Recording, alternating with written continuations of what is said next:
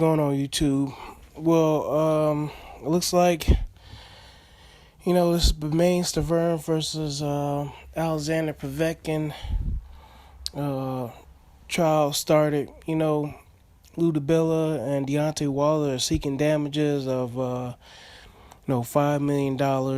This trial is being held in New York, and it was Tuesday, February 7th, which is today. But if you listen to this at a later date and time, well, it was February 7th where the lawyers for each party made their opening statements. Wilder's lawyer is stating that, prior to Alexander Povetkin testing positive for a banned substance, was that meldonium, that he had passed 3 prior tests and they came back negative, so he must have took it, That's what they're saying. He must have took it in 2016. That was the one that showed up in his the test, He wouldn't have failed.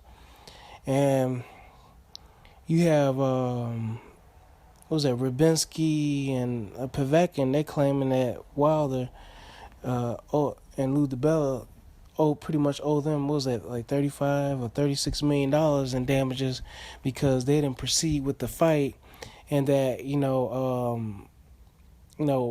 the ban on meldonium wasn't fully vetted, and it says stays in your system for months at a time and whatnot. And so anyway, long story short, we already know what happened with Povetkin.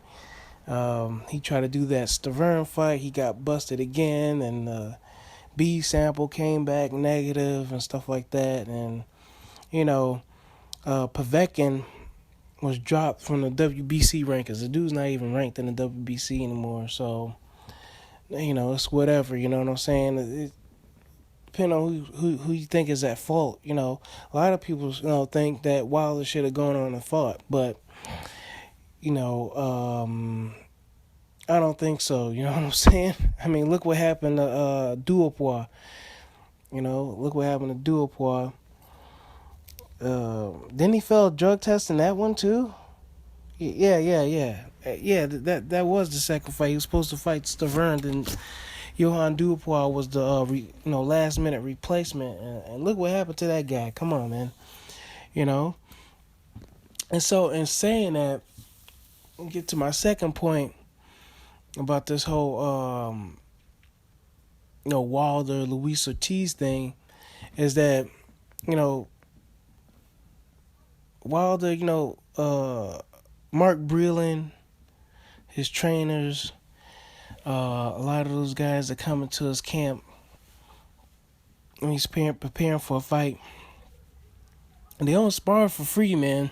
You know what I'm saying? It's not a free camp. Those facilities aren't free and stuff like that. Mark Breland's got to get paid. His other, trainer, he's got to get paid too. The spar partners got to get paid. And if the fight's canceled, do you think they're not going to get paid, for services rendered? Working with Deontay Wilder. From my understanding, it's the fighters that come out of pocket for that. You know what I'm saying? It's the fighters that come out of pocket for that.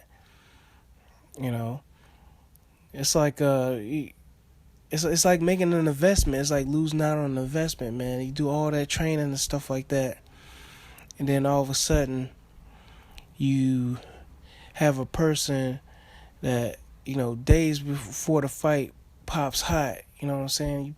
They pop hot.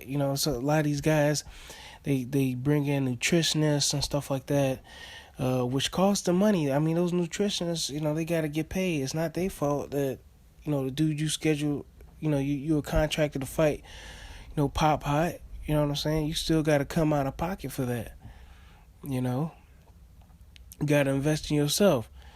And so I don't know whether he's going to pay on the front end or the back end, but if he has to pay on the back end, he probably got some invoices in his mailbox saying like, hey man, this debt needs to be paid. And I need to be paid. When are you gonna come up with this money? You know, bills still got to get paid. So, in saying that, right after the Alexander Povetkin fight, he's supposed to fight this Polish guy, Warsick, or whatever this dude's name is. This dude pops hot. This dude pops hot. He puts that whole fight that he had scheduled for February, 25th. The fight is going down later this month. In jeopardy, man. He's probably going to have to scrap that. Lou DiBella's going to be out of money. That's a date they have to give up. And then you got to think about who everybody suffers, man. You got the whole fight card and everything like that. People who rented out the venue, they probably have to put down a deposit. Do you lose your deposit? I'm pretty sure they're going to lose their deposit because the venues thinking like, man, we just lost, we lost the potential. Somebody else could have used this venue. You got to lay down a certain amount of deposit in order to reserve this date. If the fight's canceled, man, they still got to get paid, man. People still got to get paid, so nobody want to lose this money. And so, in saying that, why would you want to take a chance on a third fighter popping hot, especially one that has already used PEDs 4 weeks out? You know what I'm saying? That don't make no sense, man. 4 weeks, 6 weeks out, that don't make no sense, man. That just don't make no sense at all, man. But y'all let me know what y'all think about that, man. If you had a bad experience, let's just say if you a farmer or something like that. Maybe you're a farmer.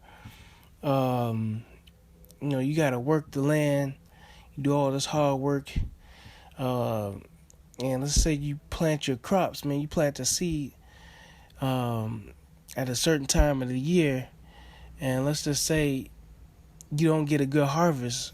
I mean, would you keep on planting that seed at that certain time of the year, or will you adjust fire and plant the seed maybe at an earlier date or a later date where you get a better harvest? Because there's no guarantee. There's no guarantee. You know what I'm saying? Just because you guys sign because a contract is signed and stuff like that, and these fighters agree to fight each other, there's no guarantee that they're gonna fight each other until you hear the bell ring and they start throwing their hands. You know what I'm saying? It's just like planting a harvest. If you're a farmer or an investor, in these stock markets, do you know whether the stock market is going to go up or do you know it's going to go down? For the most part, no. You can make a logical guess. You can make a logical guess, but I don't think the risk was worth the reward on this one, man. Not this time. Not this time out with facing Luis Ortiz. Maybe later on this year, man. Maybe later on this year, but a lot of people don't know anything about boxing, so I'm not sure who's gonna win with this Alexander Povetkin versus Deontay Wilder in this trial and stuff like that. But I think Deontay Wilder has a good ground to stand on when he starts. When his lawyers explain the fees that he had to dish out. You know what I'm saying? And then not only that, dudes in breach of contract. So hopefully it's in the contract that Wilder had the opportunity to bail out of the fight if Alexander Povetkin tested positive, because it wasn't sanctioned, man. The WBC said they weren't going to even sanction that fight, so it would have been an unsanctioned fight. So y'all let me know if y'all think Rubinsky and Alexander Povetkin has an argument, man. I don't think so, so I'm not even going to get into that. All right, man. I'll catch y'all later. Bye.